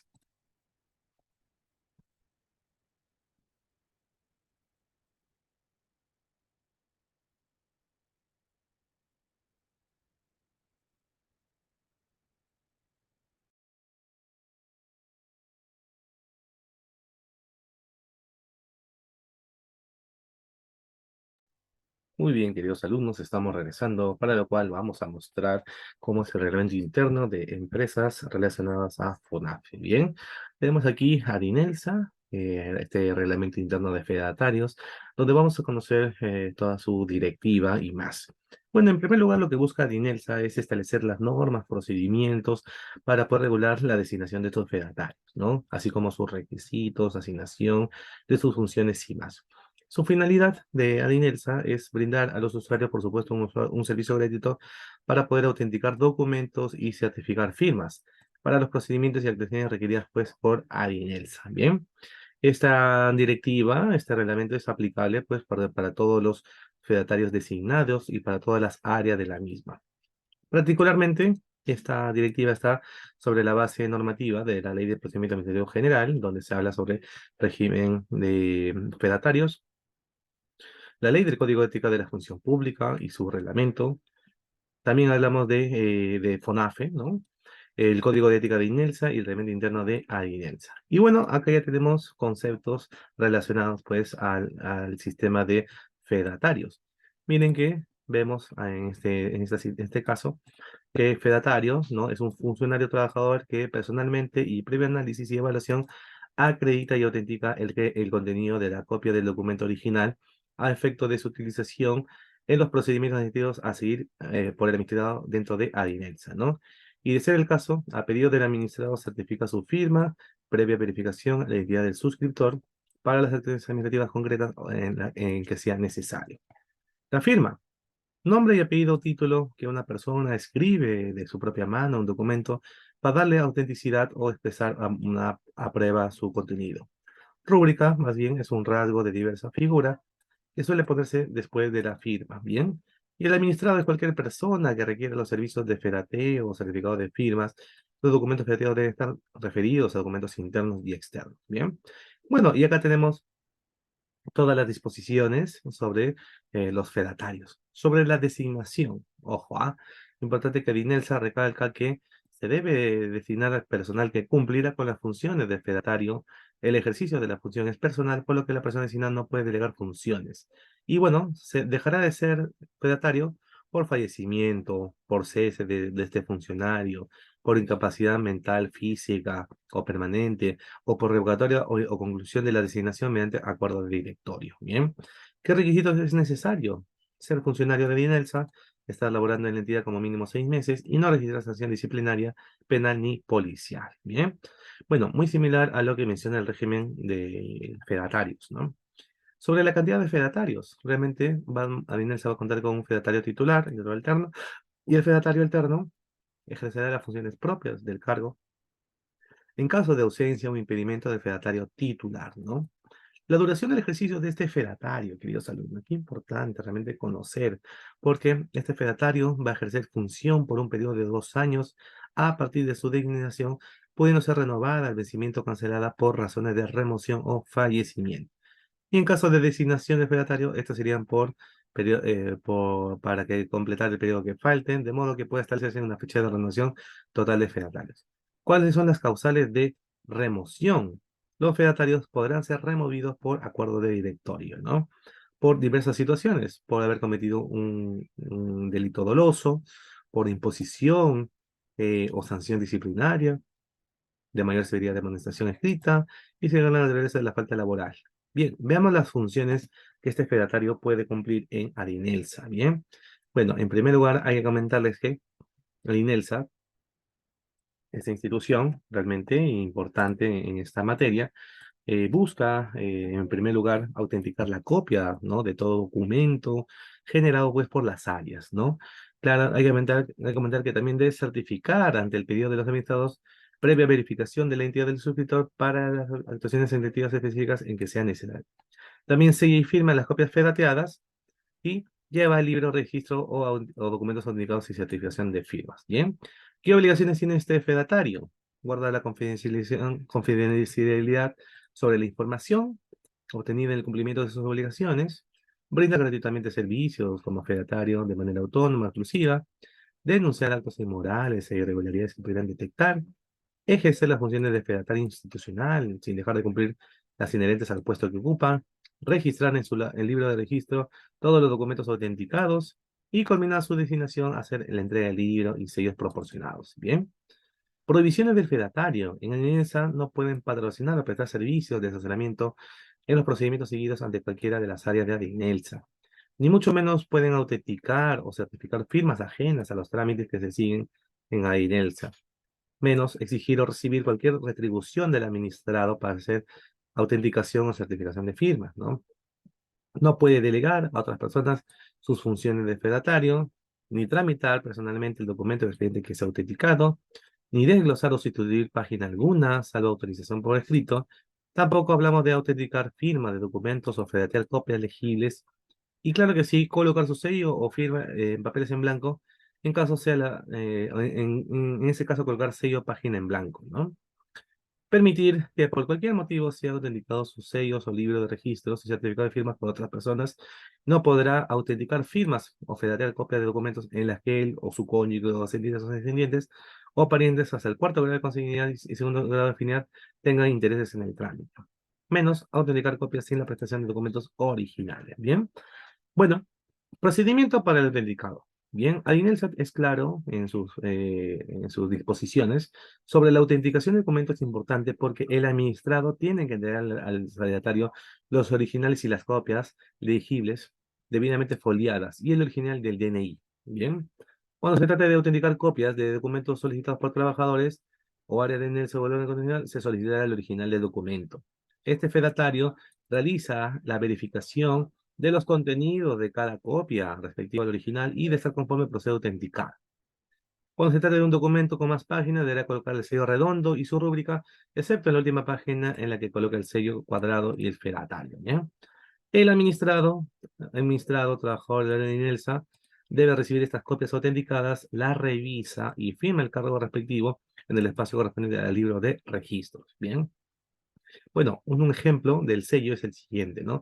El nombre de la empresa, que es ADINELSA, y certifica que el presente documento es copia fiel del original. Importante fecha y, por supuesto, firma del fedatario. Bien. Para la certificación de firmas, ya hemos visto la autenticación de documentos. La certificación es un paso previo a la verificación. Este administrador debe entregar al fedatario los documentos que se requieren en la certificación de su firma con su DNI y ante la presencia del fedatario firmará el documento con las mismas características que aparecen en el DNI. El fedatario debe verificar la identidad del suscriptor a través de su respectivo DNI y en el caso del estampado de la huella digital, seguidamente de colgar un sello cuadrado de certificación y firmar el documento presentado. Bien. Este administrado, queridos alumnos, debe recibir el documento con la firma certificada y lo revisa con cargo o consigna su huella digital en el espacio correspondiente del libro de registros. ¿Bien? Y para la certificación de firmas, acá está, ¿no? Acá está sobre todo el texto, ¿no? Que dice, certifico que la firma que aparece en el presente documento es la misma que usa para sus actos el señor, tal, ¿no? Su DNI, tal, ¿no? Entonces, da fe de la firma, ¿no? De este administrado. En ambos casos, en el caso de que exista una página en blanco, va a ser necesario colocar un sello enmarcado en 1 centímetro por 10 centímetros de ancho utilizando pues tinta roja, ¿bien? Lo cual sirve para anular el reverso en blanco a fin de inhabilitar diagonal de dicha hoja, ¿no? El sello de no autenticado por no adjuntarse original, en caso de 0.8 por 10.5, este sello es para que las hojas que conforman parte de la convención, cuya autenticación se solicita sin que se haya puesto en la vista del original, ¿bien? Sobre el libro de registros, que hemos estado hablando tanto anteriormente, este es un documento que se registra todas las autenticaciones y certificaciones que realice el fedatario de manera cronológica y contiene número y fecha de registro, denominación, folios, trámites a realizar, nombres y apellidos, DNI, firma de solicitante y más. Bien. Sobre la apertura del libro, ojo, este libro, ¿no? Será aperturado por el fedatario mediante una acta de apertura del libro, conforme a lo provisto en el anexo 2, ¿bien? Y en dicha acta se notará el número de acuerdo del directorio, su número de completo, así como también las funciones y el último folio que contiene el libro. En el caso que el fedatario concluya sus funciones y el libro realmente, y el libro de registro y certificados contenga un folio sin utilizar, este podrá ser utilizado por el sustituto, o sea, por el nuevo fedatario, ¿no? Mediante elaboración de una nueva acta de apertura, ¿bien? Señalando el inicio con el número de folio que corresponde y el último que contenga el registro. ¿Qué otras disposiciones complementarias finales tenemos? Ojo, la gerencia de administración de ADINELSA, a través del Departamento de Logística, va a proporcionar los recursos materiales y facilidades para el cumplimiento de los fedatarios. También que la gerencia general, a través del Departamento de Planeamiento y Control, mantendrá actualizado el registro de fedatarios de esta institución, precisando el periodo que asumieron sus funciones. Y por último, los fedatarios actualmente designados y en función deberán adecuar los procedimientos a lo establecido en el presente reglamento. Bien. Y bueno, acá un registro de los documentos autenticados y certificados de firma, que sirve pues para el libro, ¿no? Fecha, documento, trámites a realizar y solicitar. Anexo 1. El anexo 2 es el acta de apertura. Pueden utilizar este texto, ¿no? Para realmente hacer el acta de apertura, ¿no? Que lo hemos visto en qué momentos. Bien. Muy bien. Este es el reglamento interno de fedatarios de Adinelsa. Bien. De Adinelsa, donde ustedes deben conocer que esto también se aplica pues para empresas de FONAFE. Vamos a ver ahora otro ejemplo de FONAFE. De una empresa de FONAFE, de ENAPU, de Empresa Nacional de Puertos. Bien. Esta empresa nacional de puertos, también por supuesto, es una de las que representa la entidad. Y bueno, vamos a mostrarles aquí también cómo son sus disposiciones. Bien, bueno, en primer lugar podemos decir aquí que ENAPU tiene los objetivos, ¿no?, de esta directiva, que es establecer las pautas y orientaciones necesarias para el correcto desempeño de sus funciones, responsabilidades y provisiones de los fedatarios de ENAPU, ¿no? Las disposiciones contenidas en la directiva serán de cumplimiento obligatorio por los fedatarios de ENAPU. Bien, ¿qué base legal? Bueno, a diferencia de Adinelsa, lo similar es el Código de Ética de Función Pública, y bueno, debieron haberle agregado acá la Ley de Procedimiento Administrativo General, ¿no? Se han olvidado aquí. La directiva administrativa del Sistema de Documentos Normativos, la Ley de Protección de Datos, la Ley de Transparencia y Acceso a la Información Pública Importante, el reglamento de esta ley, Sistema de Documentos Normativos y más. ¿Bien? Bueno, muy bien. Acá tenemos otra información sobre para esta directiva. Muy bien, vamos a ver ahora en concreto, ¿no? Bueno, la definición del fedatario en sí, ¿no? Tiene una labor personalísima, encargado de comprobar y autenticar, previo cotejo, el original que exhibe el administrado y la copia presentada, ¿no? La fidelidad del contenido de esta última para su empleo en procedimientos y cuando la actuación administrativa sea exigida la agregación de los documentos o el administrado desea agregar como prueba, ¿bien? El fedatario, bueno, es un trabajador designado por la resolución, quien previo cotejo autentica copia del documento original y certifica firmas, previa verificación del DNI del suscriptor, para uso exclusivo en procedimientos de atención internas de ENAPU. Bien. Sobre la autenticación de documentos, una función pública del fedatario, claro que consiste en cotejar la fidelidad de la reproducción de un documento público que en original ha tenido a la vista, ¿no? Certificación de firmas, que es otro proceso, ¿no? Una función pública del fedatario para poder presenciar la rúbrica de una determinada persona previa verificación de identidad del suscriptor. Y el administrado es, bueno, es quien solicita, ¿no?, este servicio de fedateo. Para ser fedatario, exigen por lo menos ser trabajador de ENAPU a un nivel ejecutivo o administrativo, contar con estudios superiores o técnicos o experiencia, tener capacidad y solvencia moral, ¿no? Algo que no exigieron en la INELSA, y no haber sido amonestado o sancionado por medidas disciplinarias, ¿no? Disposiciones en concreto sobre la designación, ¿ah? Ojo, miren, ADINELSA aquí tiene una virtud importante, ENAPU, porque sobre la cantidad de documentos a ser presentados se va a poder designar la cantidad de fedatarios, ¿no? Fedatarios, ¿no? No es lo mismo, pues, un fedatario, pues, para una cierta cantidad de documentos, pero si hay muchos documentos, va a ser necesario designar varios fedatarios, ¿ya? El fedatario para desempeñar dicha función será designado mediante resolución y gerencial o resolución de gerencia en caso de provincia, ¿no? Y la designación del fedatario, así como la ubicación del interior de NAPU, será difundida siempre en el portal institucional de la misma, ¿bien? Número de fedatarios. Por ejemplo, en el Callao, en la sede de Callao de ENAPU, hasta 4 titulares y 4 suplentes, y en los provinciales, 2 titulares y 2 suplentes, ¿bien? Impedimento para ser fedatario. Los trabajadores que intervienen directamente en trámites posteriores a la recepción o en la resolución de expedientes. Claro que sí, no pueden ser ellos, ¿no? El personal que por naturaleza de su labor presta servicios fuera de su habitual centro de trabajo o que continuamente son encomendados por comisión de servicios, tampoco.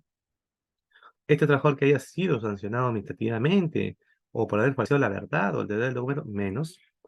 El trabajador que haya sido sancionado penalmente por delitos contra la fe pública o cualquier acto doloso, no. Las funciones del fedatario, bueno, seguramente muy similares a la de ADINELSA, ¿no? Y a la del reglamento, a la del régimen. Autenticar documentos mediante una firma, verificando el contenido de la copia, ¿no? Aceptar las copias totalmente legibles, sin borrones, autenticar la solicitud del interesado, todo tipo de documentos, autenticar expedientes, ¿no? Certificar firmas, autenticar documentación y más. Bien. Bueno, esto es importante, queridos alumnos, realmente conocer esta materia de fedateos, ¿bien? Y realmente nosotros tenemos que tener todas las virtudes, claro que sí, para elaborar dichos documentos, ¿bien? Muy bien, muy importante conocer esta materia, ¿bien? Y claro que sí, hay que poder explicarles a ustedes cómo es un servicio de fedateo, ¿bien? Miren, queridos alumnos, en este video explicativo podemos entrar y sobre todo mostrarles cómo es el servicio de fedateo de documentos.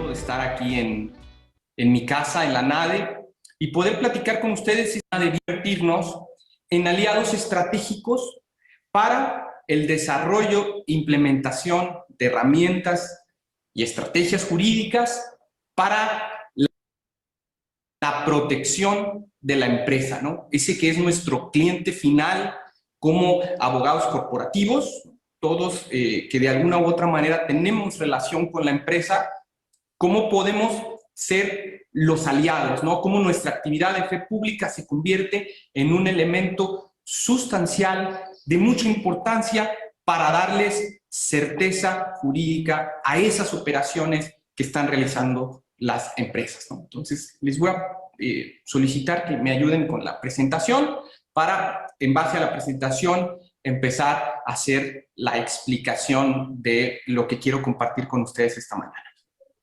La primera parte de esta exposición tiene que ver con la esencia del fedatario público, es decir, con la fe pública.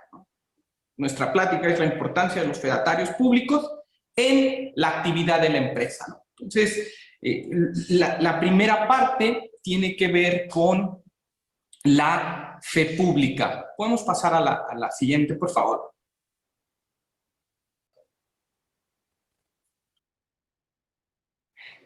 La mayor parte de las operaciones comerciales, es decir, el grueso de operaciones y transacciones que se realizan en nuestro país y en el mundo, son operaciones consuetudinarias, es decir, no requieren ningún tipo de formalización para que surtan efectos ante terceros y para que surtan efectos entre las partes. La naturaleza propia y la dinámica del mercado no permitiría que todas las operaciones y todas las transacciones estén por escrito y mucho menos formalizadas ante fedatario público. Sin embargo, la siguiente, por favor.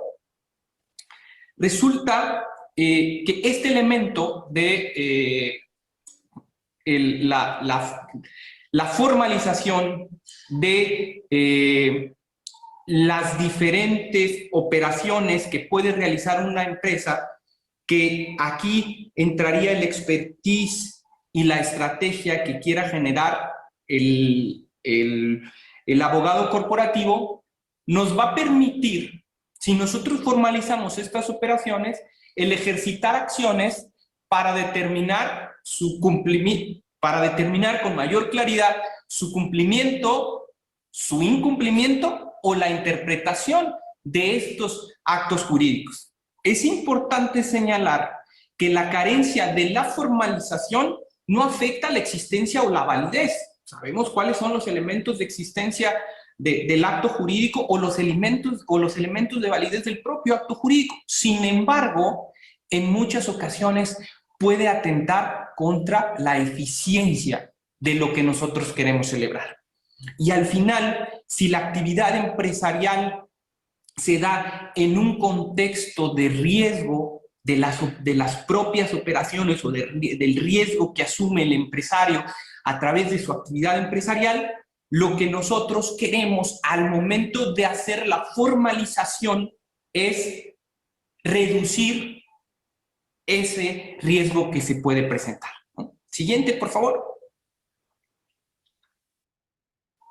Entonces, la fe pública da certeza jurídica, y esa certeza jurídica se da por los actos o hechos que se hacen constar, se presumen como ciertos y auténticos, y esto lo vamos a ver un poquito más adelante, cómo las diferentes legislaciones le dan un valor probatorio importante a los actos que se celebran ante la fe pública, ¿no? Entonces, cómo nosotros nos convertimos en el aliado de la empresa para, en caso de que en última instancia ese acto jurídico tenga que verse ante la óptica del juzgador, tenga elementos para poder probar lo que nosotros queramos hacer probar en el juicio. Siguiente, por favor.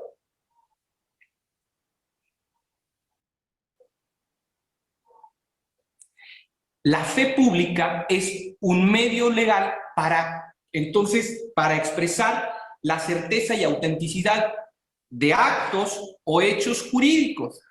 Porque en esta forma de expresión de los actos o hechos jurídicos vamos a establecer con mucha claridad cuál es la idea del acto jurídico, cuál es la esencia, cuál es el desempeño, cómo en la instrumentación de este acto jurídico, cuando pasa por el fedatario, se le da una forma a lo que se está realizando, a lo que se quiere realizar, y al final se convierte en una herramienta para el desarrollo de la actividad o de la correcta actividad empresarial.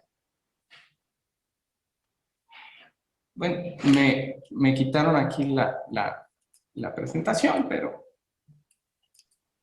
Ahorita la restablecemos. Sí, no sé. Yo lo comparto si gustan. A ver si me apoyas, Ángel. Gracias. Sí. ¿Listo, verdad? Sí. Ya esa ya habíamos platicado, esa. La siguiente. ¿La siguiente? Entonces, ¿qué es la fe pública? Esto que ya vimos, que cuando hacemos noción a fe pública estamos buscando certeza en las operaciones, ¿no? ¿Seguimos? Por favor, acá.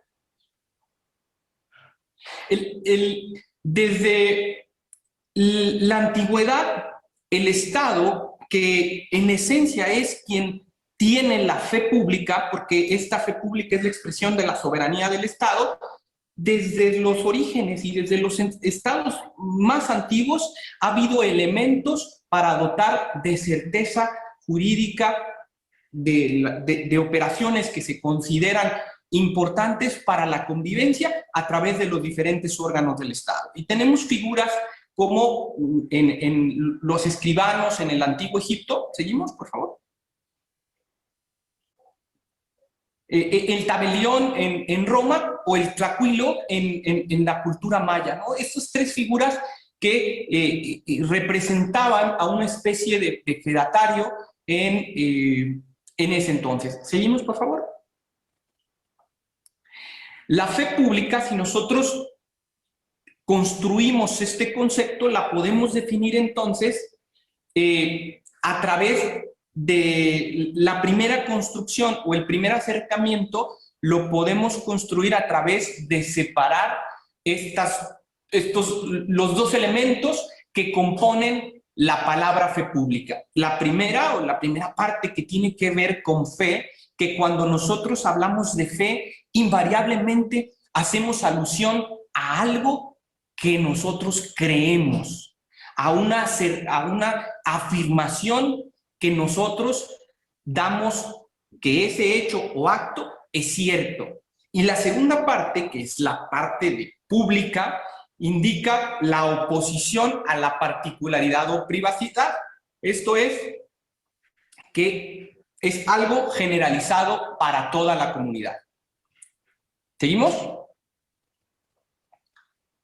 El diccionario para juristas establece un concepto de lo que es fe pública como la autoridad legítima que se le atribuye a diferentes particulares o a diferentes órganos del Estado para considerar, y esa es la parte importante, como auténticos los documentos que se autorizan ante estas personas que gozan de esta fe pública.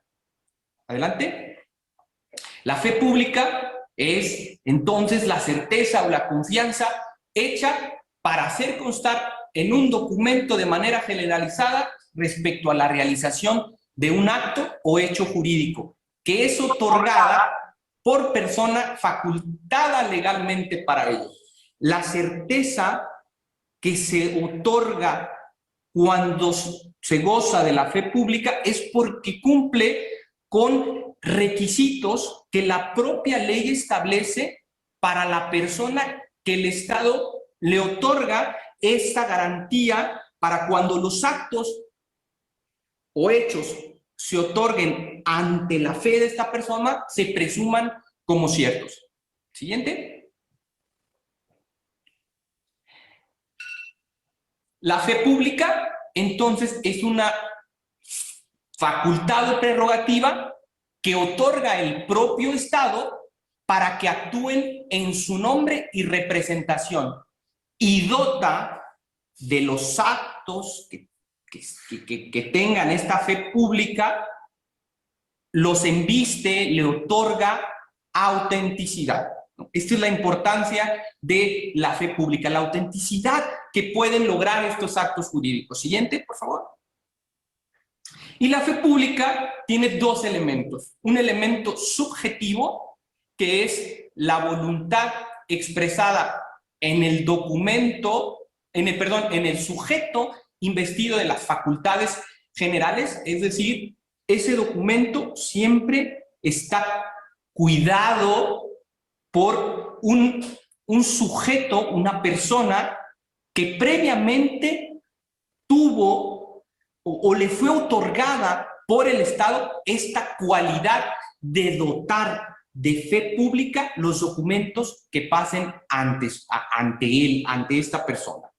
Y el elemento objetivo es la creencia o certeza de tener por auténtico el acto o hecho que se plasma de manera documental ante el sujeto o ante el elemento subjetivo que es el que estábamos hablando. ¿Seguimos? Entonces, podemos concluir que la fe pública es una expresión de certeza generalizada que es atribuible a un sujeto que goza de la facultad o potestad necesaria para ello y que reúne en su persona individualidad y condiciones que son necesarias para cumplir con esta facultad. A esta persona se le llama, a la persona que tiene fe pública, fedatario público, ¿no? Que es lo que vamos a ver a continuación.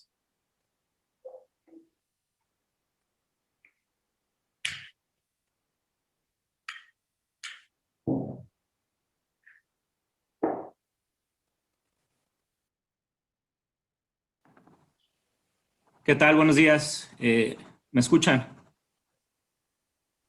Perfectamente.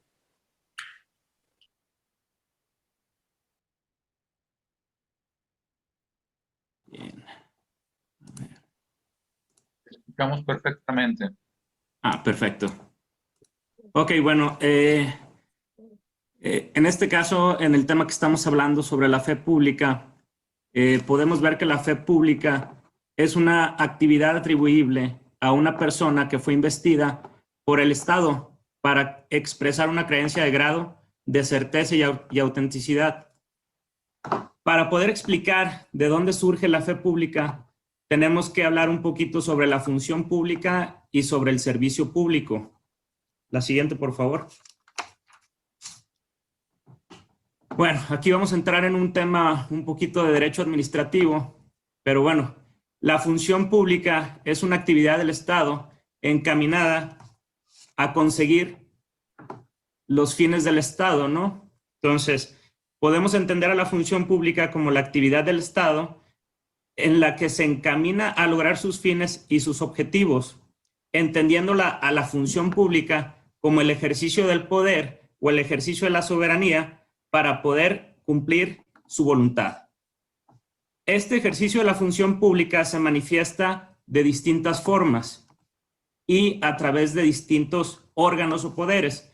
Aquí en la lámina podemos ver que de conformidad al artículo 49 constitucional tenemos tres poderes, ¿no? El poder legislativo, que se manifiesta a través de la actividad legislativa. Tenemos el poder ejecutivo, que se manifiesta a través de la administración o el tema administrativo. Y tenemos el poder judicial, que su función es desempeñar actividades jurisdiccionales. Nosotros nos vamos a enfocar en la parte ejecutiva, ¿sí? La función pública ejecutiva se divide de dos formas, gubernamental y administrativa. La gubernamental la podemos entender como la actividad encaminada a la preservación del Estado, sus instituciones y su orden jurídico, y la administrativa como la actividad mediante la cual se regula y se provee los medios para satisfacer necesidades de carácter general en forma regular y continua. Siguiente, por favor. Bueno, eso fue la función pública. El servicio público lo entendemos como una actividad o técnica directa o indirectamente de la administración pública que se da de manera permanente, regular y continua, sin propósito de lucro por parte del Estado, con la intención de satisfacer un interés colectivo. En este caso, los servicios públicos son medios o instrumentos para el desarrollo y fomento por parte de la función administrativa, pudiendo ser llevado a cabo por los propios órganos del Estado. Los servicios públicos forman parte de una función administrativa sin llegar a constituir su totalidad. La siguiente, por favor. Bueno. Y aquí dentro de la función pública, en esta lámina nos vamos a inclinar. Dentro de la parte ejecutiva, habíamos visto que existe la manera gubernamental y la manera o la forma administrativa. La fe pública, al ser una función permanente y para satisfacer un interés colectivo, deriva de la forma administrativa de la función pública, y esta se centra de manera general en servidores y en funcionarios públicos.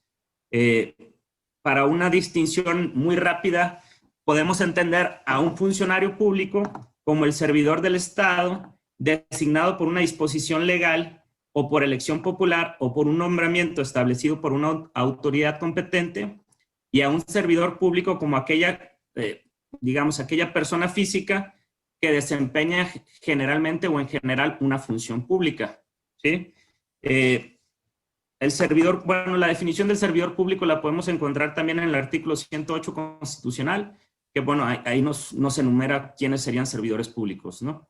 Siguiente, por favor. La fe pública se da de manera excepcional a través de una asignación, ¿sí?, que se reserva a los órganos de la estructura gubernamental, y se puede depositar tanto en personas físicas o morales, ¿sí? Estas personas físicas o morales no tienen una remuneración directa o una dependencia económica del Estado, ¿sí?, pero pertenecen a la estructura del gobierno, ¿sí? Por algunos podemos mencionar ahí a los notarios, a los corredores públicos, a los contadores de instituciones bancarias y a los agentes aduanales. Siguiente, por favor.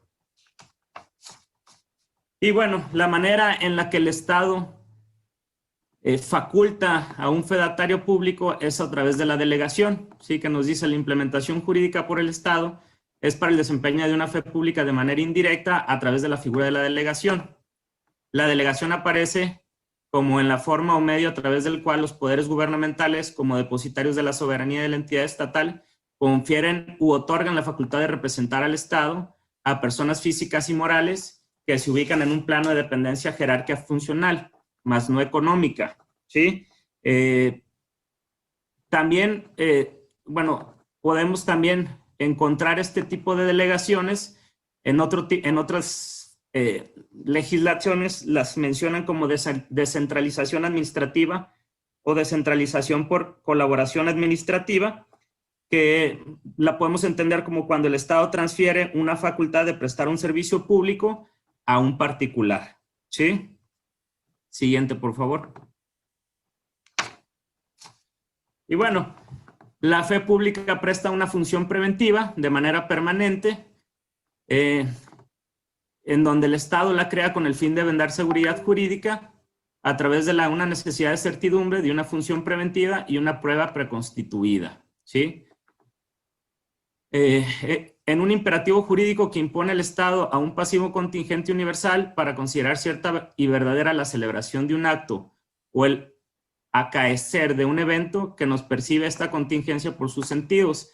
Tenemos el imperativo jurídico, el pasivo contingente, el considerar cierto el acto.